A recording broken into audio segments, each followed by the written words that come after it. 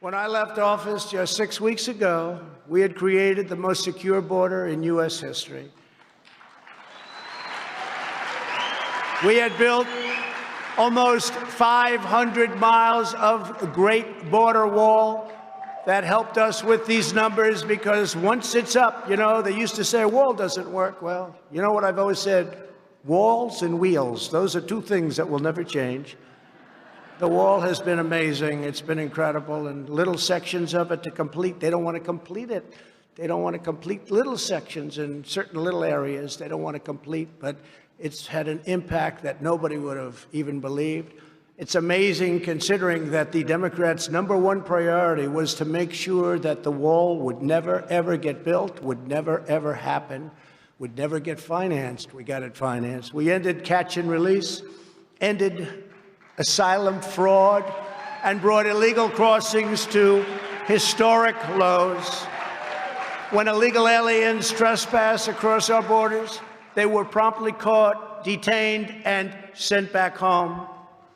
And these were some rough customers. I want to tell you, some rough customers were entering our country. It took the new administration only a few weeks to turn this unprecedented accomplishment into a self-inflicted humanitarian and national security disaster. It comes to the critical matter of getting America's children back to school.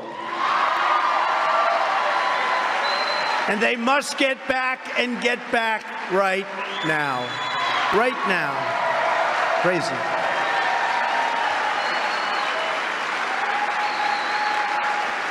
Terrible. Terrible. The Biden administration is actually bragging about the classroom education they are providing to migrant children on the border, while at the same time millions of American children are having their futures destroyed by Joe Biden's anti-science school closures. One of my proudest accomplishments as president was to make America energy independent. The United States became the #1 energy superpower on earth. #1.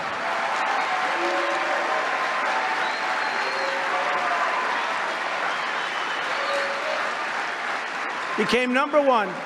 Bigger than Saudi Arabia, bigger than Russia by a lot. We left them all in the dust. They were all in the dust. But if the Democrats have their way, we are heading from energy dominance to energy disaster. That's what's happening. You have to see what's going on. Everything's being closed up. It's a disaster. The blackouts we saw in California last summer and all the time, and the windmill calamity that we're witnessing in Texas. Great state of Texas. We love Texas. But it's so sad when you look at it. That'll just be the start. How bad is wind power? So I talk about it all the time at CPAC, right? We went to CPAC, remember last, I said, we're going to watch the president. Well, Alice, the wind isn't blowing. I don't believe we'll have any electricity. Remember, we would kid, but I wasn't actually kidding. It's such an expensive form of energy. It's so bad for the environment. It kills the birds. It destroys the landscapes. And remember, these are structural columns with fans on them. They wear out, and when they wear out all over the country, you see them. Nobody takes them down. They're rotting. They're rusting.